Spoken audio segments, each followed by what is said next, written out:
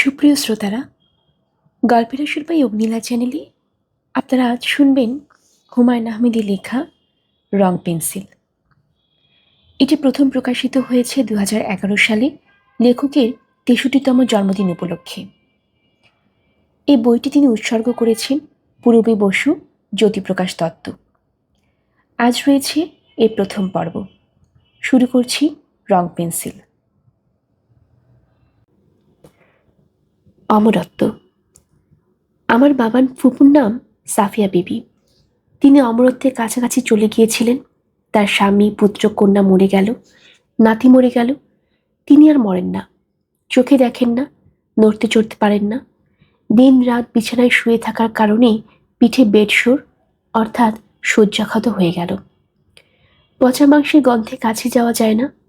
রাতে তার ঘরের চারপাশে শিয়াল ঘুরঘুর করে। পচা মাংসের গন্ধে একদিন তার ঘরের টিনের চালে দুটো শকুন এসে বসল। টিন বাজিয়ে ঢিল ছুঁড়ে শকুন তাড়ানো হলো। সেই তাড়ানো সাময়িক। এরা প্রায়ই আসে, কখনো একা, কখনো দলে বলে। গ্রামের প্রচলিত বিশ্বাস, তওবা পড়ানো হলে রোগীর মৃত্যু ত্বরান্বিত হয়। তওবা পড়ানোর জন্য মুন্সি আনা হলো। সাফিয়া বিবি বললেন, না গো, আমি তওবার মধ্যে নাই। তওবা করতে হইলে অজু করা লাগবে। শরীরে পানি সোয়াইতে পারি না, অজু কেমনে করব? সাফিয়া বিবির মনে হয়তো ভয় ঢুকে গিয়েছিল। তওবা মানেই মৃত্যু। তিনি মৃত্যু চান না, তবে রাত গভীর হলে আজরাইলকে ডাকাডাকি করেন। এই ডাকাডাকি মধ্যরাতে শুরু হয়, শেষ হয় ফজর ওয়াক্তে। কারণ তখন তিনি ঘুমিয়ে পড়েন। সাফিয়া বিবির আজরাইলকে ডাকার নমুনা। ও আজরাইল, তুই কি অন্ধ হইছস? তুই আমার দেখোস না? সবে জান কবজ করছিস, আমারটা করস না কেন? আমি কি দোষ করছি? সাফিয়া বিবির বিলাপ চলতেই থাকে। আজরাইল তার বিলাপে সায় দেয় না, তবে এক রাতে দিল। গম্ভীর গলায় বলল, আমায় ডাকস কেন? কি সমস্যা? হতভম্ব সাফিয়া বিবি বললেন, আপনি কে? তুই যাই ডাকস আমি সে। সাফিয়া বিবি বললেন, আসসালামু আলাইকুম। গম্ভীর গলায় উত্তর দিল, ওয়ালাইকুম আসসালাম।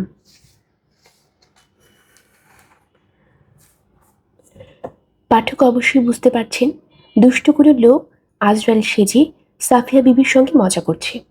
দুষ্ট লোকের পরিচয়, তিনি আমার ছোট চাচা এরশাদুর রহমান আহমেদ। প্র্যাকটিক্যাল জোকের অসামান্য প্রতিভা নিয়ে আসা পৃথিবীর অতি অকর্মণ্যদের একজন। তিনি নিশিরাতে মুখে চোঙা ফিট করে বুড়ির সঙ্গে কথা বলছেন। সাফিয়া বিবি, বলো, কি জন্য এত ডাকাডাকি? এমনি ডাকি, আমি ভালো আছি, সুখে আছি। আপনি চলে যান, কষ্ট করে এসেছেন, এই জন্য আসসালাম। মরতে চাও না? কি বলেন? কেন মরব? অনেক কাজ কাম বাকি আছে। সাফিয়া বিবি হলেন জীবনানন্দ দাশের বিখ্যাত কবিতার দুটি লাইন। গলিত স্থবির ব্যাং আরো 2 মুহূর্তের ভিক্ষা মাগি, আরেকটি প্রভাতের ইশারায় অনুমেয় উষ্ণ অনুরাগী। বঙ্গদেশের হত দরিদ্র সাফিয়া বিবি 2 মুহূর্তের জন্য ভিক্ষা মাগছেন। এই ভিক্ষা তো অতি ক্ষমতাবান নিপীড়িতরাও মাগেন। বিশ্বজয়ী চেঙ্গিস খা শেষ বয়সে সমরখন্দ এসেছেন।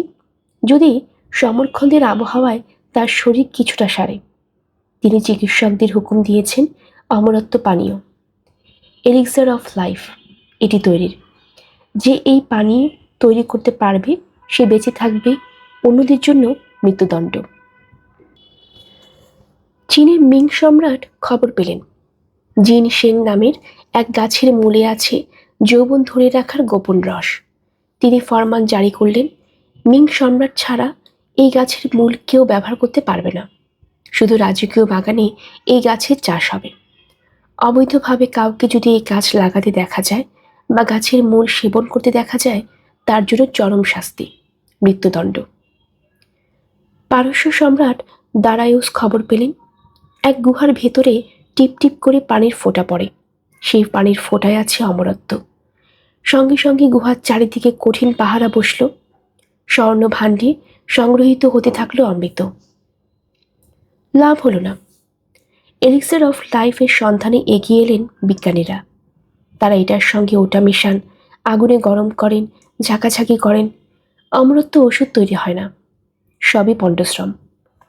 তবে এই পণ্ডশ্রম জন্ম দিল আলকেমির রসায়নশাস্ত্রের। অমরত্বের চেষ্টায় মানুষ কখনো থেমে থাকেনি। যে কোনো মূল্যেই হোক মৃত্যু ঠেকিয়ে রাখতে হবে, তা সম্ভব হলো না। মানুষ ভরসা করল মৃত্যুর পরের অমরত্বের জন্য। পৃথিবীর সব ধর্মগ্রন্থ মহাযান হিনযান ছাড়া মৃত্যুর পর অমরত্বের কথা বলছে, স্বর্গ নরকের কথা বলছে। এই পৃথিবীতে যে অমরত্বের সম্ভাবনা নেই, পরকালে তার অনুসন্ধান। বাদ সাধল বিজ্ঞান। বিজ্ঞান বলে মানুষের ধ্বংস হয়ে যাওয়া শরীরে ইলেকট্রন প্রোটনের অমরত্ব আছে, কিন্তু ইলেকট্রন প্রোটন বা নিউট্রন মানুষের স্মৃতি বহন করবে না। এই যখন অবস্থা, তখন ফ্র্যাঙ্ক জে টেপলার একটি বই লিখলেন। বইয়ের নাম ফিজিক্স অফ ইমমর্টালিটি।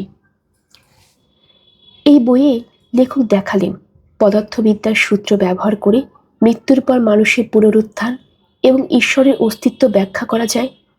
বইটি সম্পর্কে নিউ ইয়র্ক টাইমস বলছে, a thrilling ride to the far edge of modern physics.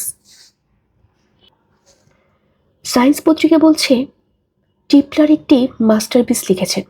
আমরা যা বিশ্বাস করতে চাই পদার্থবিদ্যা দিয়ে তাই বলছেন।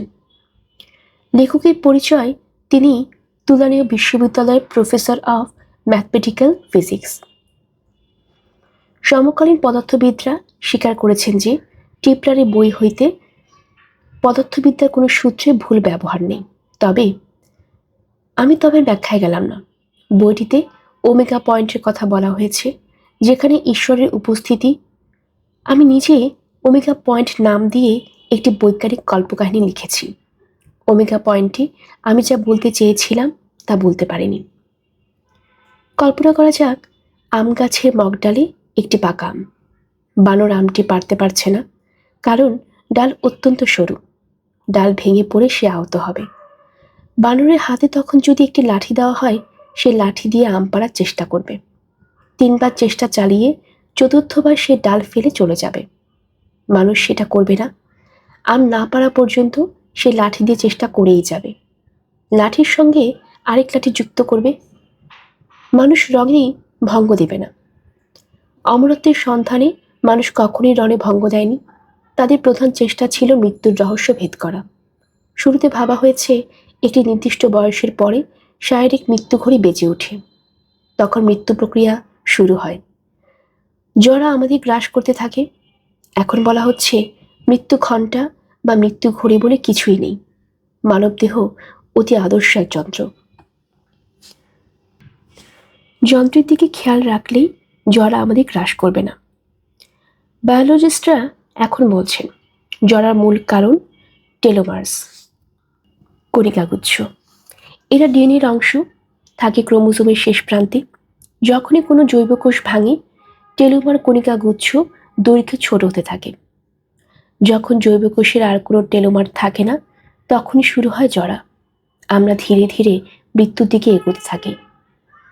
বায়োলজিস্টরা পরীক্ষা শুরু করলেন জরাগ্রস্ত ইঁদুর দিয়ে। তাদের দেওয়া হলো টেলমোরস এনজাইম। দেখা গেল তাদের জরা প্রক্রিয়ায় শুধু যে বন্ধ হলো তা না, তারা ফিরতে লাগলো যৌবনের দিকে।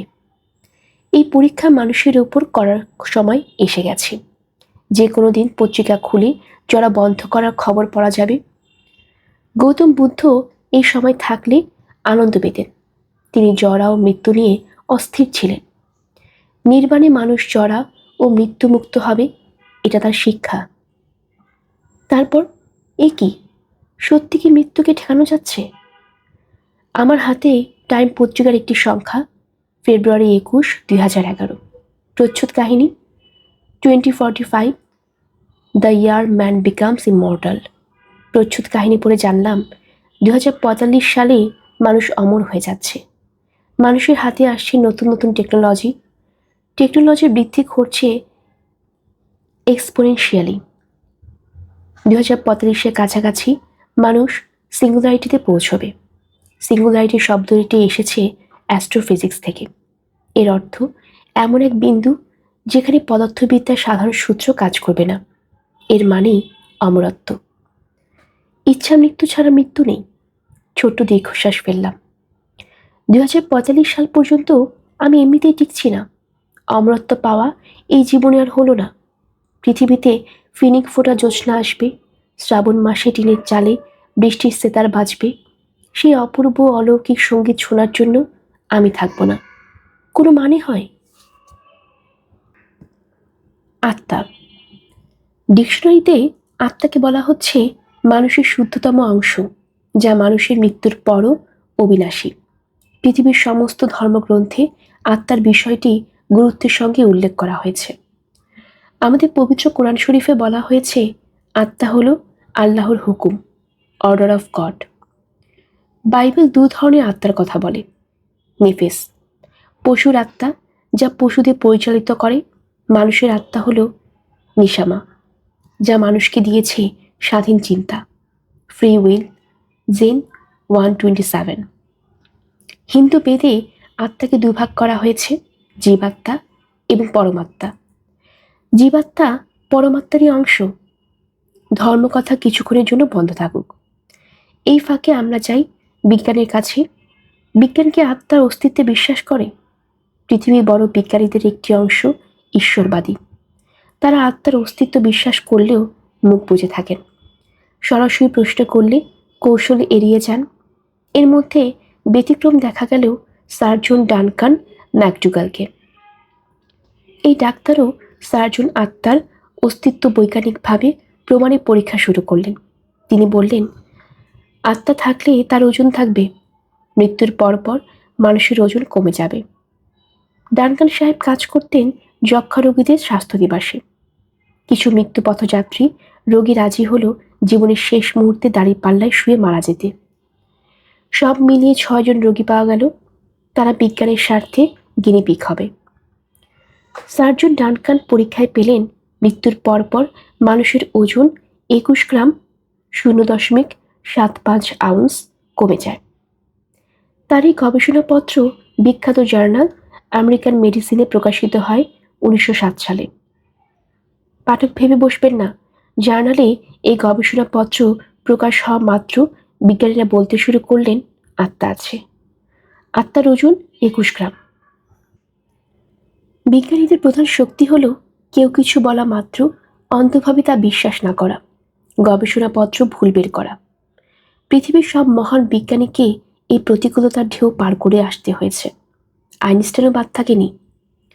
ডানকান সাহেবের গবেষণা যেসব ভুল ধরা হলো তা হলো ওজন যন্ত্রের ভুল, মাপে ভুল, শরীর থেকে বাষ্পীভূত ঘামের ওজনের হিসাব না থাকা ইত্যাদি। ডানকান সাহেবকে ব্যক্তিগত আক্রমণ করা হলো। বলা হলো বাড়িতে তিনি স্ত্রী কর্তৃক নির্যাতিত পুরুষ। স্ত্রীর কাছে পাত্তা না পেয়ে তিনি বিজ্ঞানীদের কাছে পাত্তা পেতে চেয়েছেন বলেই অদ্ভুত গবেষণাপত্র ফেলেছেন। বলাই বাহুল্য, শল্যবিদ ডানকান তার গবেষণাপত্রের প্রতিক্রিয়ায় কিছুটা হতাশ হলেন, তবে হাল ছাড়লেন না। তিনি অন্যদের এগিয়ে আসতে বললেন। 10 বছর পর একজন এগিয়ে এলেন। তার নাম এইচ লাভ টুইনিং। তিনি একজন পদার্থবিদ, লস অ্যাঞ্জেলেস পলিটেকনিক হাই স্কুলের শিক্ষক। তিনি নিজ খরচায় একটি বই প্রকাশ করলেন। বইটির নাম the physical theory of soul. এই গ্রন্থে মানুষের আত্মার ওজনের বদলে তিনি ইঁদুরের আত্মার ওজন বের করলেন। দাঁড়িপাল্লায় জীবন্ত ইঁদুর রেখে তাদের সায়ানাইড দিয়ে মৃত্যুর ব্যবস্থা করলেন। তিনি দেখলেন মৃত্যুর পর ইঁদুরের ওজন কমে যাচ্ছে। পদার্থবিদ টুইনিং তার বইতে বললেন, শুধু মানুষের না, সব প্রাণীর আত্মা আছে এবং আত্মার ওজনও আছে। টুইনিংয়ের গবেষণায় এক ভেড়া পালক উৎসাহী হলেন। তার নাম লুইসি হল্যান্ডার জুনিয়র। তিনি প্রচুর ভেড়া মারলেন, মৃত্যুর আগের ও পরের ওজন বের করলেন। তার গবেষণার ফলাফল বেশ অদ্ভুত। তিনি দেখলেন মৃত্যুর পরপর প্রতিটি ভেড়ার ওজন 20 থেকে 30 গ্রাম বাড়ে। 1 সেকেন্ড পর বাড়তি ওজন চলে যায়। কিছু কিছু ভেড়ার ক্ষেত্রে ওজন কমে, মনে হয় এদের আত্মা আছে, অন্য ভেড়াদের নেই। 1998 সালে ডোনাল্ড গিলবার্ট কার্পেন্টার একটি বই প্রকাশ করেন। বইটির বিষয়বস্তু আত্মার ওজন কিভাবে মাপা যায়, ফিজিক্যালি ওয়েনিং দ্য সোল। আগ্রহী পাঠক বইটি পড়ে দেখতে পারেন। সাইবার স্পেসে firstbook.com চাপলেই পাওয়া যাবে। আমি উৎসাহ বোধ করিনি বলে এই বইটি পড়া হয়নি। এতক্ষণের আলোচনায় আমরা কি শিখলাম? একটা জিনিসই শিখলাম, বিজ্ঞানের ভুয়া অংশ আছে। একদল মানুষের চেষ্টাই থাকে ধর্মমত প্রচারে ভুয়া বিজ্ঞান হাজির করা। আমার মতে ধর্ম থাকবে ধর্মের মতো, বিজ্ঞান বিজ্ঞানের মতো। তেল জলকে ঝাঁকিয়ে এক করার প্রয়োজন নেই। এমন একদিন হয়তোবা আসবে যেদিন থিওসফি ও ফিজিক্স এক হয়ে যাবে। দাঁড়িপাল্লার মৃত্যুপথযাত্রী পশু ও মানুষ না মেপে সেদিনের প্রতীক্ষায় থাকাই যুক্তিযুক্ত। পাদুটিকা। আমাদের দেশে প্রচলিত ধারণা হচ্ছে মৃত্যুর পরপর মানুষের ওজন অনেক বেড়ে যায়। আমি মনে করি এই ধারণা মানসিক। মৃত ব্যক্তির প্রতি এক ধরনের ভীতি আমাদের মধ্যে কাজ করে। এই ভীতির কারণে মৃত ব্যক্তির ওজন বেশি মনে হয়। মিসির আলি সাহেবও হয়তো আমার সঙ্গে একমত হবেন। অশরীরী সুর। 2 বছর আগের কথা, জানুয়ারি 2009। লেখার টেবিলে বসেছি। টেবিলে A4 সাইজের কাগজ আছে, বল পয়েন্ট আছে, চায়ের কাপ এবং কাপের পাশেই সিগারেটের প্যাকেট আছে। সবচেয়ে বড় কথা, মাথায় গল্প আছে। লিখতে বসে দেখি কলম চলছে না। শরীরে যে মাসলগুলি আঙ্গুল চালায় তারা আড়ষ্ট। বাসায় রবি নামের একটি কাজের ছেলে আছে। তার দায়িত্ব শাওনের কুকুরের দেখাশোনা করা। আমার অবস্থা দেখে সে কোলের কুকুর ফেলে ছুটে এলো। অনেকক্ষণ হাতে ম্যাসাজ করলো, আঙ্গুল টেনে দিল। হাতের আড়ষ্ট ভাব দূর হলো না। নিশাত তার মাকে ঘুম থেকে ডেকে তুলে আনন্দিত গলায় বলল, মা, বাবার একটা হাত নষ্ট হয়ে গেছে। একমাত্র শিশুরাই যে কোনো দুর্ঘটনায় আনন্দ পায়। আমার পাশের ফ্ল্যাটে অন্য প্রকাশের সত্ত্বাধিকারী মাঝার থাকেন। আমার ডান হাত অচল শুনে তার মাথায় আকাশ ভেঙে পড়ল। সামনে বইমেলা, অন্য প্রকাশের এখন কি হবে? মাঝার করিতকর্মা মানুষ। আমার অবস্থা দেখে গাড়ি নিয়ে বের হয়ে গেল। 1 ঘন্টারও কম সময় ফিরে এলো। না, ডাক্তার নিয়ে আসেনি। সে এসেছে একটা মিনি ক্যাসেট রেকর্ডার নিয়ে। ক্যাসেট রেকর্ডার 4 ঘন্টা চলবে। আমি হাতে না লিখে মুখে মুখে বলবো। গল্প বা উপন্যাস রেকর্ড হয়ে যাবে। মাঝারের লোকজন ক্যাসেট প্লেয়ার বাজিয়ে গল্প উপন্যাস লিখে ফেলবে। আমি চেষ্টা করলাম। একসময় লক্ষ্য করলাম মূল গল্প থেকে সরে আবল তাবল কথা বলছি। ক্যাসেট প্লেয়ার বন্ধ করে দেওয়া হলো। বিকেলে গেলাম ডাক্তারের কাছে। তারা এক্স-রে সহ অনেক কিছু করলো। ডাক্তাররা কিছু বের করতে পারলো না। কিন্তু আমি সমস্যা বের করে ফেললাম। মানসিক কোনো ব্যাপার ঘটেছে। ডান হাত দিয়ে আমি দিয়াশলাইয়ের কাঠে জ্বালাতে পারছি, কাগজে আঁকিবুকি করতে পারছি, কিন্তু লিখতে পারছি না। অর্থাৎ আমার মস্তিষ্ক চাচ্ছে না যে আমি লিখি। মস্তিষ্ক চাচ্ছে না বলেই সে হাতে লেখার কোনো সিগন্যাল পাঠাচ্ছে না। এই চিকিৎসা অত্যন্ত সহজ। মনকে নির্ভর করতে হবে। নুহাসপল্লিতে টানা কয়েকদিন থাকতে হবে। নুহাসপল্লির বৃক্ষরাজি আমাকে সুস্থ করে তুলবে। রাত 12টায় সবাইকে নিয়ে গাড়িতে উঠলাম। তার আগে ছোট্ট একটা কাজ করলাম। মাঝারে ক্যাসেট রেকর্ডার চালু করে শোবার ঘরে খাটে রেখে দিলাম। শাওন বলল, এর মানে কি? আমি বললাম, ক্যাসেট রেকর্ডারটা রাত 12টা থেকে ভোর 4টা পর্যন্ত আশেপাশের সব শব্দ রেকর্ড করবে। অশরীরী যদি কোনো কথা বলে তাও রেকর্ড হয়ে যাবে। ভূতপ্রেতের সঙ্গে এই পদ্ধতিতে যোগাযোগ করাকে বলে EVP, electronic voice phenomena. EVP নিয়ে পৃথিবী জুড়ে মাতামাতির শুরুটা করেন সুইডেনের একজন অপেরা গায়ক, নাম ফ্রেডরিক জার্গেনসন। তিনি তার স্টকহোমের বাড়ির জানালায় একটা রেকর্ডার বসান। তিনি চাচ্ছিলেন পাখিদের গান রেকর্ড করবেন। গায়কের বাড়িটি গ্রামে। চারিদিকে লোকালয় নেই, অতি নির্জন। গায়ক রেকর্ডার বসিয়ে শহরে চলে এলেন। শহরে নানান ব্যস্ততায় সারাদিন কাটিয়ে সন্ধ্যায় বাড়ি ফিরলেন। রেকর্ডার চালালেন। সেখানে প্রচুর পাখির গান আছে, তবে তার সঙ্গে অদ্ভুত ব্যাপারও আছে। একটি পুরুষ কণ্ঠ বলছে, পাখিরা রাতে গান করে। অপেরা গায়ক হতভম্ব। পুরুষ কণ্ঠ কোত্থেকে এলো?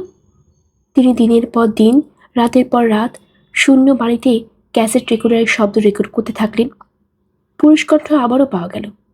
সে এবার সরাসরি ফ্রেডরিক ও তার কুকুর কেরিনোকে উদ্দেশ্য করে কথা বলছে। ফ্রেডরিক তার অভিজ্ঞতা নিয়ে একটি বই লিখলেন। এই বই পড়ে উৎসাহিত হলেন লেটভিয়ান সাইকোলজিস্ট কনস্টান্টিন রোদিভ। তিনি 70,000-এর বেশি ভয়েস রেকর্ড করলেন, একটি বই লিখলেন, নাম amazing experiment in electronic communication with the dead. বইটি বেস্ট সেলার হলো। সারা পৃথিবী জুড়ে ইভিপি নিয়ে হইচই শুরু হলো। নানান ইভিপি সোসাইটি হলো। ইন্টারনেটের মাধ্যমে সোসাইটিরা যুক্ত হলো একে অন্যের সঙ্গে। ভূতের সঙ্গে যোগাযোগের ব্যাপার ক্যাসেট রেকর্ডারের কারণে অনেক সহজ হয়ে গেল। একটি নির্জন বাড়ি, একটি ক্যাসেট রেকর্ডার। এখন দেখা যাক বিজ্ঞান ইভিপি নিয়ে কি বলে। ইভিপিকে সরাসরি ভুয়া বলে উড়িয়ে দেওয়া যাচ্ছে না, কারণ ভূতের কথা তো রেকর্ড করা। বিজ্ঞান বলছে ক্যাসেট রেকর্ডারে রেডিও সিগন্যাল রিসিভার থাকে। রেকর্ডার মাঝে মাঝে রেডিও সিগন্যাল রিসিভ করে বলে অশরীরে কণ্ঠ শোনা যায়। 2, ক্যাসেট রেকর্ডারের আশেপাশে রাখা কোনো বস্তুও বেতার কেন্দ্রে সিগন্যাল ধরতে পারে। রেডিও সিগন্যাল রিসিভ করার যন্ত্র খুব সাধারণ। দুটি ধাতব বস্তু খুব কাছাকাছি এলেই হলো সেমিকন্ডাক্টর মানে রেডিও সিগন্যাল রিসিভার। অনেকের দাঁতের ফিলিংও রেডিও সিগন্যাল রিসিভার হিসেবে কাজ করে। দাঁতের ভেতর থেকে রেডিও স্টেশনের কার্যক্রম শোনা যায়। 3, ইভিপি হিসেবে যেসব রেকর্ডিং পাওয়া যায় তার সবই অর্থহীন হিজিবিজি শব্দ। মানুষ হিজিবিজি আওয়াজে অর্থ খুঁজে পায়। আকাশে মেঘের স্তূপ দেখে মানুষ কল্পনা করে এটি পাখি, এটা হাতি। শব্দের বেলাতেও একই রকম কল্পনা। 4, পৃথিবীর আয়নোস্ফিয়ারের অস্বাভাবিকতায় এক জায়গার শব্দ অন্য জায়গায় চলে যেতে পারে। কিছু কিছু ইভিপির ক্ষেত্রে তাই হয়তো ঘটেছে। নুহাসপল্লিতে 3 দিন কাটিয়ে আমি ঢাকায় ফিরলাম। হাত সচল হয়েছে। মধ্যাহ্ন নামের উপন্যাস শুরু করেছি। ক্লান্তিহীন লেখা চলছে। পাঠকরা নিশ্চয়ই জানতে আগ্রহী আমার অশরীরী কণ্ঠ রেকর্ড এক্সপেরিমেন্টের কি হলো। আমি বলতে চাইছি না, সব কিছু বলতে নেই। The ghost of Roger Casement is beating on the door. W.B. Yeats। Einstein ও ইন্দুবালা। বঙ্গদেশের রানাঘাটে আইনস্টাইন বক্তৃতা দিতে গিয়েছিলেন। বিষয়বস্তু on the unity of universality of forces. দুর্ভাগ্যক্রমে সেদিন রানাঘাটে গিয়েছেন বাংলা সিনেমার নায়িকা, নৃত্যগীতে পটু, অসামান্য রূপবতী ইন্দুবালা দেবী। তিনি স্থানীয় বাণী সিনেমা হলে নৃত্য পরিবেশন করবেন। আইনস্টাইনের বক্তৃতার জায়গা মিউনিসিপ্যালিটি হলো, যা হওয়ার তাই হলো। বাণী সিনেমা হল দর্শকে পরিপূর্ণ। মিউনিসিপ্যালিটি হলে আইনস্টাইন ও গণিতের অধ্যাপক রায় বাহাদুর নীলাম্বর চট্টোপাধ্যায়, এটা ছাড়া আর কেউ নেই। হতাশ নীলাম্বর বাবু আইনস্টাইনকে বাণী সিনেমা হলে ইন্দুবালার নাচ দেখাতে নিয়ে গেলেন। পরদিন পত্রিকার ছাপা হলো, বিখ্যাত জার্মান বৈজ্ঞানিক আইনস্টাইন কত করল দার্জিলিং যাওয়ার পথে রানাঘাট মিউনিসিপ্যাল হলে বক্তৃতা দিতে নামিয়েছিলেন। তাহাকেও সেদিন বাণী সিনেমা গৃহে ইন্দুবালার নৃত্যের সময় উপস্থিত থাকিতে দেখা গিয়েছিল। এমন ঘটনা বাস্তবে ঘটেনি। মহান কথাশিল্পী বিভূতিভূষণ বন্দ্যোপাধ্যায়ের একটি গল্পের সারাংশ বলা হলো। গল্পটি উপলখণ্ড গল্প সংকলনে আছে। পৃথিবীর কোনো দেশের লেখকরাই বিজ্ঞানীদের বিষয়ে উৎসাহবোধ করেননি। একমাত্র আইনস্টাইনের পক্ষেই সম্ভব হয়েছিল সবার কৌতূহলে নাড়া জাগানোর। সেদিন তেজগাঁও থেকে মালিবাগ যাচ্ছি। চোখে পড়ল বিশাল বিলবোর্ড। সেখানে রিয়েল এস্টেটের বিজ্ঞাপন। বিজ্ঞাপনে আইনস্টাইনের ছবি। ছবির নিচে লেখা, জমি কিনতে বুদ্ধিমান হন, জাতীয় কথা। বুদ্ধিমান হিসেবে আইনস্টাইনের ছবি ছাপা হয়েছে। আমার শৈশবে আইনস্টাইনকে নিয়ে একটি লেখা পাঠ্যতালিকাভুক্ত ছিল, সচিত্র লেখা। আইনস্টাইন বেহালার বাক্স নিয়ে ট্রেন থেকে নেমেছেন এমন ছবি। কাহিনীর বিষয়বস্তু ছিল বেলজিয়ামের রানীর আমন্ত্রণে তিনি ট্রেনে করে বেলজিয়াম গিয়েছেন। ট্রেন থেকে নেমে দেখেন তাকে নিতে কেউ আসেনি। তিনি একাই হেঁটে হেঁটে রওনা হলেন।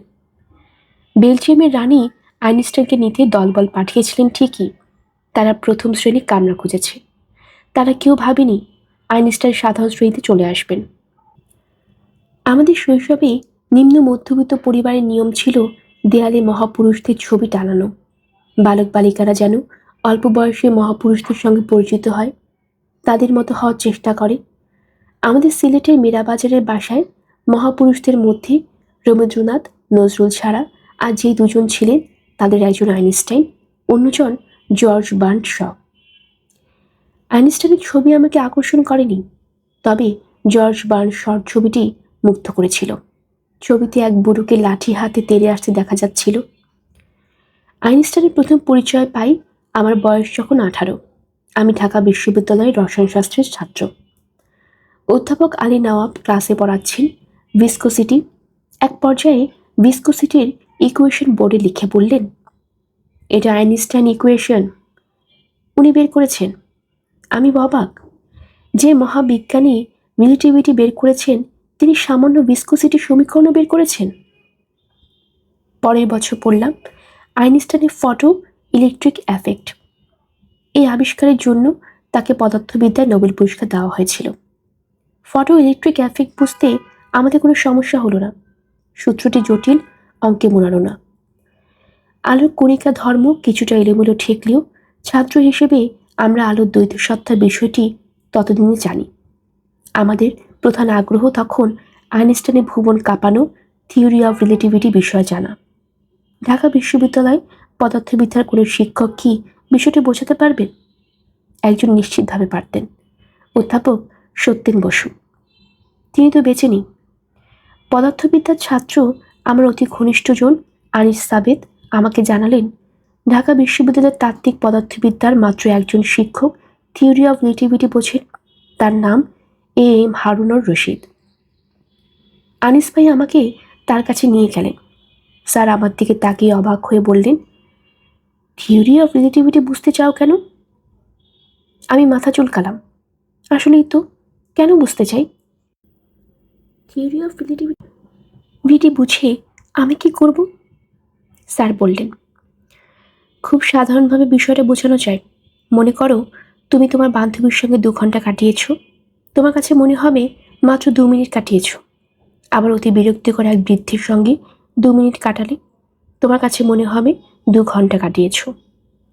তবে এইসব ব্যাখ্যা কোনো কাজের ব্যাখ্যা না, এইসব হচ্ছে মানসিক ঘটনা। থিওরি অফ রিলেটিভিটি কোনো মানসিক ব্যাপার না, প্রকৃত বিজ্ঞান। তুমি পরে এসো আমার কাছে, আমি চেষ্টা করব তোমাকে বিষয়টা বোঝাতে। তোমার আগ্রহ দেখে আমি নিজেও আগ্রহ বোধ করছি এই বিষয়ে বাংলায় একটা বই লেখার জন্য। তার কাছে পরে আমার আর যাওয়া হয়নি। আমি তাকে আমার লেখা একটা সায়েন্স ফিকশন উৎসর্গ করে ফিহার সমীকরণ আমেরিকার নর্থ ডাকোটা বিশ্ববিদ্যালয়ে চলে গেলাম। পড়াশোনার প্রচণ্ড চাপে আমি তখন দিশেহারা। মাথা থেকে আইনস্টাইনের ভূত নেমে গেছে। সহজ বাংলায় কেথাপুরি থিওরি অফ রিলেটিভিটির আগে কোর্স ওয়ার্ক সামলাই। এমন অবস্থায় নোটিশ বোর্ডে দেখে পদার্থবিদ্যায় নোবেল পুরস্কার পাওয়া এক বিজ্ঞানী আসছেন নর্থ ডাকোটা স্টেট ইউনিভার্সিটিতে। তিনি 1 ঘন্টা বক্তৃতা দিবেন। বিষয়বস্তু, মহান আইনস্টাইনের মহান ভুল, গ্রেট আইনস্টাইন গ্রেট মিস্টেক। আমি বক্তৃতা শুনতে অডিটোরিয়ামে উপস্থিত হলাম। দুঃখিত, আমি অধ্যাপকের নাম ভুলে গেছি। আলজেমিয়ার্স মনে হয় হয়েই যাচ্ছে। অতীত অভিজ্ঞতায় দেখেছি বেশি জ্ঞানী মানুষদের বক্তৃতা ভালো হয় না। তারা শ্রোতাদের তাদের মতোই ধীমান মনে করে। এমন বক্তৃতা দেন যা শ্রোতাদের মাথার উপর দিয়ে চলে যায়, শুধু চুল স্পর্শ করে, মস্তিষ্কে ঢুকতে পারে না। এই অধ্যাপক গল্প বলার মতো করে বক্তৃতা শুরু করলেন। প্রথমে প্রজেক্টরে পৃথিবী নামক গ্রহের ছবি দেখানো হলো। সেখানে একটি সাইনবোর্ডে লেখা, এই গ্রহে আইনস্টাইন জন্মেছিলেন। অধ্যাপক হাসি মুখে বললেন, যদিও বলা হয় আইনস্টাইন পৃথিবী নামক গ্রহে জন্মেছেন, আমার তা মনে হয় না। আমার মনে হয় আইনস্টাইন একজন এলিয়েন, কারণ তার চিন্তার ধারাটাই এলিয়েনদের মতো। আলোর গতি 1,86,000 মাইল প্রতি সেকেন্ডে। আইনস্টাইন চিন্তা করলেন তিনি নিজেও আলোর গতিতে আলোর পাশাপাশি ছুটে যাচ্ছেন। তখন তিনি কি দেখবেন? এখন আপনারাই বলুন, চিন্তাধারা এলিয়েন নয়? আমরা প্রবল হাততালি দিলাম। 1 ঘন্টার বক্তৃতা 1 ঘন্টা 20 মিনিটে শেষ হলো। আমি মন্ত্রমুগ্ধ। বক্তৃতায় আইনস্টাইনের মহান ভুল নিয়ে একটি কথাও বলা হলো না। শ্রোতাদের একজন এই বিষয়ে দৃষ্টি আকর্ষণ করতেই অধ্যাপক বললেন, আইনস্টাইনের মহান ভুল হচ্ছে তিনি অনেক আগে থিওরি অফ রিলেটিভিটি এবং স্পেশাল থিওরি অফ রিলেটিভিটি আবিষ্কার করে ফেলেছেন। সব পদার্থবিদদের মুক্ত চিন্তা আটকে দিয়েছেন। আইনস্টাইন পৃথিবীতে না এলে পদার্থবিদেরা নানান দিকে অন্ধের মতো হাতড়ে থাকত। এতে অনেক কিছু বের হয়ে আসতো। তাড়াহুড়ো করে থিওরি অফ রিলেটিভিটি বের করে ফেলাই হলো আইনস্টাইনের মহান ভুল। আইনস্টাইন তার সারা জীবনে অনেক অনেক অদ্ভুত অদ্ভুত কথা বলে গেছেন। একটি উল্লেখ করি, সময় মানুষ তার নিজের সুবিধার জন্য কল্পনা করেছে, কারণ মানুষ কখনোই চায়নি তার জীবনের সব ঘটনা একসঙ্গে ঘটে যাক। কথাগুলি অস্পষ্ট হেয়ালির মতো লাগছে না? আইনস্টাইন অনেক হেয়ালি কথা বলে গেছেন, যদিও তিনি বিশ্বাস করেছেন বিজ্ঞান সমস্ত হেয়ালির ঊর্ধ্বে। তার বিখ্যাত উক্তি, ঈশ্বর পাশা খেলেন না, God does not play dice. পাদটিকা। আইনস্টাইনকে নিয়ে পৃথিবী জুড়ে নানা গল্পকথা প্রচলিত। এর মধ্যে একটি উল্লেখ করছি। বালক আইনস্টাইন ছিলেন হাবাগোবা। 4 বছর বয়সে তিনি কোনো কথা বলেননি। তার বাবা মা ধরে নিলেন আইনস্টাইন বাক প্রতিবন্ধী। এক দুপুরে লাঞ্চ খেতে বসে আইনস্টাইন প্রথম কথা বললেন। স্যুপের বাটি সরিয়ে তিনি বললেন, স্যুপটি ঠান্ডা। আইনস্টাইনের মা হতভম্ব গলায় বললেন, তুমি কথা বলতে পারো? আইনস্টাইন হ্যাঁ সূচক মাথা নাড়লেন। তার মা বললেন, এতদিন কথা বলনি কেন? আইনস্টাইন বললেন, এতদিন স্যুপ ঠান্ডা ছিল না, কথা বলার প্রয়োজন হয়নি। বসন্ত বিলাস। তখন চিটাগাং কলেজের স্কুলে ক্লাস 7-এ পড়ি। ক্লাস টিচার বড়ুয়া স্যার আমাদের প্রিয় বাংলা পড়ান। স্যার একদিন ক্লাসে এসে বললেন, রচনা লেখো, আমার প্রিয় ঋতু। এই বলেই চেয়ারে পা তুলে তিনি ঘুমের প্রস্তুতি নিলেন। আমাদের সময় ক্লাস ওয়ার্ক দিয়ে শিক্ষকদের ঘুমানো ও ঝিমানো স্বাভাবিক ব্যাপার ছিল। এটাকে কেউ দোষে ধরতো না। ছাত্ররা তো ক্লাস ওয়ার্ক করছেই। খাতা খুলে বসে আছি, আমার প্রিয় ঋতু কি বুঝতে পারছি না। শীত হওয়ার সম্ভাবনা কি আছে? শীতের সময় আমরা নানার বাড়ি মোহনগঞ্জে যাই। তখন লেপ নামানো হয়, লেপের ভেতরে হুটোপুটি। রাতের উঠানে আগুন জ্বেলে চারিদিকে গোল হয়ে বসে ভূতের গল্পের আসর। দিনের বেলা ডোবা সেচে মাছ ধরা। প্রিয় ঋতু শীত নিয়ে রচনা লেখা শেষ হলো। ক্লাস শেষ হয়ে গেছে, এক্ষুনি ঘন্টা পড়বে। এই অবস্থায় কারোর রচনায় স্যারের পড়ার সময় নেই। আমরা আনন্দিত। হঠাৎ স্যার আমার দিকে হাত বাড়িয়ে বললেন, দেখি কি লিখেছিস? আমি ভয়ে ভয়ে খাতা দিলাম। স্যার হুঙ্কার দিয়ে বললেন, প্রিয় ঋতু হবে ঋতুরাজ বসন্ত, তুই লিখেছিস শীত, গাধা, কানে ধর। আমি কানে ধরতেই ক্লাস শেষে ঘন্টা পড়ল। ক্লাস 8-এর বৃত্তি পরীক্ষার রচনা ছিল তোমার প্রিয় ঋতু। এইবার আর ভুল হলো না, লিখলাম ঋতুরাজ বসন্ত। রচনার ফাঁকে ফাঁকে কোটেশন ঢুকিয়ে দেওয়া ছিল বাধ্যতামূলক। কোটেশন দেওয়া মানেই ছাকা নম্বর। ঋতুরাজ বসন্ত নিয়ে লেখা কারো কোনো কবিতা মনে না পড়ায় নিজেই রবীন্দ্রনাথ হয়ে গেলাম। লিখলাম, ঋতুরাজ বসন্তের রূপে মুগ্ধ হইয়া বিশ্বকবি রবীন্দ্রনাথ ঠাকুর লিখিয়াছেন, কত অপূর্ব পুষ্পরাজি ঋতুরাজ বসন্তে ফুটিয়াছে। বালক বয়সে কৃত পাপের প্রায়শ্চিত স্বরূপ রবীন্দ্রনাথ ঠাকুরকে বসন্ত বিষয়ক একটি উদ্ধৃতি আমার অতি প্রিয়, এখন দিচ্ছি। আহা আজি এই বসন্তে এত ফুল ফুটে, এত বাঁশি বাজে, এত পাখি গায়। দুটি মাত্র লাইনে বসন্ত উপস্থিত, বাঁশি বাজার শব্দ কানে আসা শুরু হয়েছে। আচ্ছা, রবীন্দ্রনাথ ঠাকুরের প্রিয় ঋতুকে বসন্ত? তার বসন্ত বিলাস দেখে আমি অবাকই হই। এর ব্যাকুলতার কারণ কি? বঙ্গদেশে শীত প্রায় নেই বললেই বসন্তও নেই। আমাদের অল্প কিছু পাতা ঝরা বৃক্ষ, পত্রহীন গাছে বসন্তকালে নতুন পাতা আসার ব্যাপারটা সেজন্য অনুপস্থিত বলতে হবে। রবীন্দ্রনাথের শান্তিনিকেতন শালবনের ভেতরে। শালবনে বসন্তকালে নতুন পাতা আসে, এই দৃশ্য অবশ্যই সুন্দর। তখন কিন্তু পুরনো পাতা ঝরতে থাকে, এই দৃশ্য অতি বিরক্তিকর। এমন কি হতে পারে যে রবীন্দ্রনাথের বসন্ত বিলাসের পরোক্ষ কারণ পশ্চিমের দেশ? যৌবনে রবীন্দ্রনাথ পশ্চিমের দেশে কাটিয়েছেন। তিনি দেখেছেন ভয়ঙ্কর শীতের পর আনন্দময়ী বসন্তের আগমনের সর্বজনীন উচ্ছ্বাস। এই থিওরি বাতিল। রবীন্দ্র সাহিত্য পশ্চিমের প্রভাবমুক্ত। অবশ্য সমালোচকরা বলেন ছোট গল্প লেখার প্রেরণা তিনি পেয়েছেন পশ্চিমা ছোট গল্প পড়ে। তার প্রিয় ছোট গল্পকার এডগার এলেন পো। সমালোচকরা কোনো এক দুর্বোধ্য কারণে কোনো লেখকের ওপর অন্যের প্রভাব প্রমাণ করতে পারলে বিমলানন্দ উপভোগ করেন। আমি সমালোচক নই বলেই কারো লেখার উপরে অন্যের প্রভাব পাই না।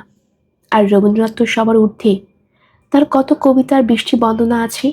তিনি অসংখ্যবার পশ্চিম দেশের অপূর্ব তুষারপাত দেখেও এই নিয়ে কাব্য রচনা করেননি। অন্যদিকে আমাদের জীবনানন্দ দাশের পশ্চিমা সাহিত্যের মুগ্ধতা চলে এসেছে তার কাব্যে। তিনি হয়ে গেছেন হেমন্তের কবি। তার হেমন্ত বঙ্গদেশের হেমন্ত না, পশ্চিমা হেমন্ত। ফুল ও পাখির বসন্ত জীবনানন্দকে ছুঁয়ে যেতে পারেনি। বসন্ত এসেছে এই খবর আমি পাই নুহাশপল্লীতে। খবরটা আমাকে দেন রবীন্দ্রনাথ ঠাকুর স্বয়ং। নুহাশপল্লীতে তার অতি প্রিয় ফুল নীলমণিলতা ফোটে বসন্তকালে। নীলমণিলতা নাম রবীন্দ্রনাথের দেওয়া। বোটানিক্যাল নাম প্যাট্রিয়া ভলোবিলিস। নুহাশপল্লীতে বাগানবিলাস বসন্তে হেসে ওঠে। বাগানবিলাস রবীন্দ্রনাথের দেওয়া নাম। অন্য নাম বৌগেনভেলিয়া। রবীন্দ্রনাথ তার কন্যা মাধুরীর নামে একটি লতানো গাছের নাম রেখেছেন মাধুরীলতা। এই গাছে ফুল বর্ষাকালে আসে, কিন্তু কোনো এক বিচিত্র কারণে নুহাশপল্লীতে বসন্তকালে মাধুরীলতা গাছ ফুলে ফুলে ভরে যেতে দেখেছি। মাধুরীলতার ইংরেজি নাম কুইস্কুয়ালিস ইন্ডিকা। বসন্ত মানেই পাখির গান। মাথা খারাপ হয়ে যাওয়ার মতো করে ডাকে বউ কথা কও পাখি। এক্ষুনি বউ কথা না বললে সে মারা যাবে অবস্থা। এই কারণেই বউ কথা কও পাখির আরেক নাম ব্রেইন ফিভার বার্ড। নজরুলের গানে এই পাখি বারবার এসেছে। বউ কথা কও নামে না, পাপিয়া নামে। বসন্তকালে শীষ দিতে শুরু করে কুটুম পাখি। বনফুল বলেন খোকা হোক পাখি। শ্যামা পাখির গান গাওয়ার সময়ও বসন্তকাল। কোকিল এবং দোয়েলের কথা তো বলাই হলো না, এরাও বসন্তের পাখি। যেসব পাঠক বসন্তের পাখি সম্পর্কে আরো অনেক কিছু জানতে চান, তারা পক্ষী বিষয়ক সাদত সেলিমের সঙ্গে যোগাযোগ করতে পারেন। President, Dhaka club. বসন্তকালে তিনি পাখির গান শোনার জন্য ক্যাসেট রেকর্ডার নিয়ে বনে জঙ্গলে ঘোরেন। নুহাশপল্লীতে বসন্তের দিন হলো পাখিদের জলসার দিন। কাঠঠোকরা পাখি যে ঠকঠক শব্দের বাইরে গানও করতে পারে, তা আমি নুহাশপল্লীতে এক বসন্তে প্রথম শুনি। এই পাখি দেখতে যেমন সুন্দর, তার গানের গলাও অদ্ভুত। কাক বসন্তকালে চুপ করে যায়, কা কা কম করে। মনে হয় অন্য পাখিদের, বিশেষ করে তার চিরশক্ত কোকিলের হইচয়ে বিরক্ত হয়ে চুপ করে যায়। বসন্তে কাকে নীরবতার তথ্যটা মজার না? রবীন্দ্রনাথকে যদি তার প্রিয় ঋতু নিয়ে রচনা লিখতে বলা হতো, তিনি কি বসন্ত নিয়ে লিখতেন? বসন্ত নিয়ে তার উচ্ছ্বাস দেখে এরকম মনে হয় স্বাভাবিক। অদ্ভুত ব্যাপার হচ্ছে, বঙ্গদেশের প্রতিটি ঋতুর প্রতি ছিল তার সীমাহীন উচ্ছ্বাস। যিনি লেখেন বাদলা দিনে মনে পড়ে ছেলেবেলার গান, বৃষ্টি পড়ে টাপুর টুপুর নদে এলো বান, তার প্রিয় ঋতু বর্ষা। বর্ষা বর্ণনায় তিনি সেই সব পাখির নাম নিয়েছেন যারা জলচর এবং শুধু বর্ষাতেই গান করে। ডাহুক, মাছরাঙা, সারস, বকপক্ষী। তার তীক্ষ্ণ পর্যবেক্ষণের বাইরে যাওয়ার উপায় এদেশের প্রকৃতির ছিল না। আর ছিল না বলেই তিনি লিখতে পেরেছেন, ও আমার দেশের মাটি, তোমার পরে ঠেকাই মাথা। পাদটিকা। এক চৈত্র মাসে আমি গ্রামের বাড়িতে গিয়েছি। রোদের তাপে প্রকৃতি ঝলসে যাচ্ছে, মাটি ফেটে চৌচির, আকাশ পিঙ্গল। হঠাৎ দেখি একটা শিমুল গাছ। গাঢ় লাল রঙের ফুল এমনভাবে ফুটেছে যে মনে হয় রোদের তাপে গাছে আগুন লেগে গেছে। আমি মুগ্ধ হয়ে গাছের নিচে দাঁড়ালাম। অবাক হয়ে শুনি পটকা ফুটার মতো শব্দ হচ্ছে।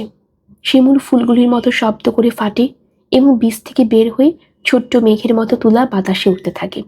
এই দৃশ্য প্রথম দেখে বিস্ময়ে অভিভূত হলাম। বসন্ত, তোমাকে অভিবাদন। আজই এই বসন্তে। অদ্ভুত এক বসন্ত এসেছে বাংলাদেশে। বসন্তের এই রূপ রবীন্দ্রনাথ জানতেন না। বিশ্বকাপ ক্রিকেট বসন্ত তার সময় ছিল না। আচ্ছা, ধরা যাক তিনি এই সময় বাস করছেন, তাহলে কি করতেন? নিশ্চয়ই ক্রিকেট বোর্ড বিশেষ ভিআইপি এসি বক্সে তাকে মাঠে খেলা দেখানোর ব্যবস্থা করত। তিনি আজ সহায় বসতেন আরামকে দাঁড়ায়। কবি নজরুল এসবে ধার ধারেন না। তিনি বসতেন গ্যালারিতে। বল আকাশ পথে বাউন্ডারি বাইরে গেলে গলা ফাটিয়ে চেঁচাতেন, ছক্কা ছক্কা। বিশ্বকাপের থিম সং লেখার ও সুর দেওয়ার দায়িত্ব কবি নজরুল আগ্রহ নিয়ে নিতেন বলে আমার ধারণা। তোরা সব জয়ধ্বনি কর, জাতীয় লাইন সেই থিম সঙ্গে থাকতো। জয়ধ্বনি করবার জন্য আমরা প্রস্তুত। প্রথম খেলায় ভারতীয়রা যখন 4 মারবে বা ছক্কা মারবে, আমরা জয়ধ্বনি করব। আমরা যখন 4 বা ছক্কা মারব, তখন যা করার তার নাম হুঙ্কার। জয়ধ্বনিতে আমাদের পোষাবে না। প্রাচীন রোমের কলিসিয়ামে গ্লেডিয়েন্টদের যুদ্ধ হতো। সেই যুদ্ধ দেখে আনন্দে আতপাগল হতো রোমের জনগণ এবং রোম সম্রাট। এখন আমাদের সময়, আমরা গ্লেডিয়েন্টদের যুদ্ধ দেখব, বিজয়ী গ্লেডিয়েন্টদের উল্লাস এবং পরাজিতদের মানসিক মৃত্যু দেখে রোমের মানুষদের মতোই আনন্দে আত্মহারা হব। কত না নাটক হবে খেলায়। নিশ্চিত ক্যাচ, শেষ মুহূর্তে হাত থেকে বল ফসকে পড়ে যাবে, আম্পায়ার ভুল এলবিডব্লিউ দেবেন, হতাশ ও দুঃখী চোখে ব্যাটসম্যান তাকিয়ে থাকবেন আম্পায়ার দিকে। বোঝাপড়ার অভাবে দুই ব্যাটসম্যান ক্রিজ ছেড়ে বেরিয়ে আসবেন এবং বিশ্বকাপ ক্রিকেটের জন্য ক্রিকেটাররা নানা ধরনের প্রস্তুতির ভেতর দিয়ে যান। আমরা যারা খেলবো না, শুধু দেখব, তাদের নানান প্রস্তুতির ভেতর দিয়ে যেতে হবে। ঘন্টার পর ঘন্টা লাইনে দাঁড়িয়ে টিকিট কেনার ভেতর দিয়ে প্রস্তুতির শুরু। ভাগ্যবতী যেসব তরুণী টিকিট পেয়ে গেছে, তাদের দ্বিতীয় দফার প্রস্তুতি। পোশাক কোনটা পরা হবে, কি রং হবে সেই পোশাকের, গালে বাংলাদেশের পতাকার ছবি থাকবে নাকি শহীদ মিনারের ছবি থাকবে। যারা টিকিট পাননি, ঘরে বসে খেলা দেখবেন, তাদেরও কিন্তু প্রস্তুতি আছে। আমার নিজের কথা বলি, শোবার ঘর থেকে বড় টিভি নিয়ে আসা হয়েছে ড্রয়িং রুমে। বন্ধু বান্ধব সবাই একসঙ্গে বসে খেলা দেখব। অনেক জায়গা দরকার। সোফা সরিয়ে ড্রয়িং রুম খালি করা হয়েছে।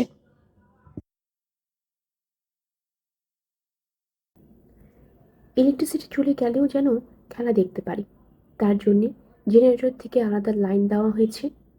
স্ন্যাক্স ও খাবার দাবারের দায়িত্ব এক বন্ধু নিয়েছেন। বাঘের ছবি আঁকা কেকের অর্ডার দিয়ে রাখা হয়েছে। কেকের লেখাটা ইন্টারেস্টিং, সাবাস বাংলাদেশ। এই জায়গায় লেখা থাকবে শাহবাগ বাংলাদেশ। যদি গত বিশ্বকাপের মতো প্রথম খেলাতেই জিতে যাই, এত রাতে কোথায় কেক পাবো? কেমন খেলবে আমাদের ছেলেরা? প্রচণ্ড মানসিক চাপ নিয়ে যতটা ভালো খেলা যায় ততটাই খেলবে। আমরা যারা খেলছি না, শুধুই দর্শক, তারাই প্রচণ্ড মানসিক চাপে আছি। ওরা থাকবে না, তবে আমাদের ছেলেরা ভালো থাকুক, ভালো খেলুক বা খারাপ খেলুক, আমরা আছি তাদের সঙ্গে, ভবিষ্যতেও থাকবো। ক্রিকেট খেলা নিয়ে একটি ব্যক্তিগত স্মৃতিচারণা দিয়ে লেখা শেষ করি। আমি দলবল নিয়ে গেছি সুইজারল্যান্ড, টেলিফিল্মের শুটিং। এর মধ্যে অস্ট্রেলিয়া বাংলাদেশে ওয়ানডে ম্যাচ পড়ে গেল। আগে একবার অস্ট্রেলিয়া আমাদের কাছে হেরেছে, এবারও হয়তো হারবে। এই খেলাটা দেখতেই হবে। সমস্যা হচ্ছে, সুইজারল্যান্ডে কেউ ক্রিকেট দেখে না, সবাই দেখে ফুটবল। চ্যানেল আইয়ের হাসানকে বললাম, তুমি তো অসাধ্য সাধন করতে পারো, আমাকে খেলা দেখার ব্যবস্থা করে দাও। হাসান বিশাল বাস ভাড়া করলো। আমরা বাসে চড়ে রওনা হলাম সুইজারল্যান্ডের রাজধানী জুরিখে। এখানে অনেক বাংলাদেশি পরিবার আছে, তাদের বাসায় নিশ্চয়ই ক্রিকেট খেলা দেখার ব্যবস্থা থাকবে। কোথাও সেরকম পাওয়া গেল না। একজন সন্ধান দিল অস্ট্রেলিয়ান একটা পাব আছে, সেখানে হয়তো ক্রিকেটের চ্যানেল আছে। আমরা দল বেঁধে সেখানে উপস্থিত হলাম। এখানেও চলছে ফুটবল। পাবের মালিককে হাসান বলল, আমরা বাংলাদেশ থেকে এসেছি, আমরা ওয়ানডে ক্রিকেটে তোমাদের হারিয়েছি, আজ আবার হারাবো, আমাদের খেলা দেখার ব্যবস্থা করে দাও। পাবের মালিক ব্যবস্থা করলো এবং আমাদের সঙ্গে নিজেও খেলা দেখতে বসলো। প্রথম ব্যাটিং বাংলাদেশের। একের পর এক ব্যাটসম্যান আউট হয়ে ফিরে যাচ্ছে। এই খেলা দেখে হৃদয়ে রক্তক্ষরণ। আমরা উঠে দাঁড়ালাম। বাড়ির মালিক বক্র হাসি হেসে বলল, তোমরা কি জিতেছ? আমি বললাম, ইয়াস। দলের সবাই আমার সঙ্গে সুর মিলিয়ে বলল, ইয়াস। আমরা বীর দর্পে পাব ছেড়ে বের হলাম। পাব মালিক তাকিয়ে রইল অবাক হয়ে। বিশ্ব ক্রিকেটের আনন্দযজ্ঞে আজ আমাদের সবার নিমন্ত্রণ। নগরী সেজেছে নতুন সাজে, তার পালে লেগেছে ক্রিকেটে বসন্তের হাওয়া। চারিদিকে কত না আনন্দ। আহা, আজি এ বসন্তে এত ফুল ফুটে, এত বাঁশি বাজে, এত পাখি গায়। আপনারা শুনছিলেন হুমায়ুন আহমেদের লেখা রং পেন্সিল। আসছিল এই প্রথম পর্ব। আপনারা যারা নতুন আমাদের চ্যানেল রয়েছেন, কাইন্ডলি চ্যানেলটি সাবস্ক্রাইব করে নেবেন। আমাদের চ্যানেলে অনেকগুলো গল্প পাঠ করা হয়েছে, আশা করছি আপনাদের সবার কাছে ভালো লাগবে। পরবর্তী পর্ব শোনার জন্য আমন্ত্রণ জানানো হলো। সবাই ভালো থাকবেন, ধন্যবাদ।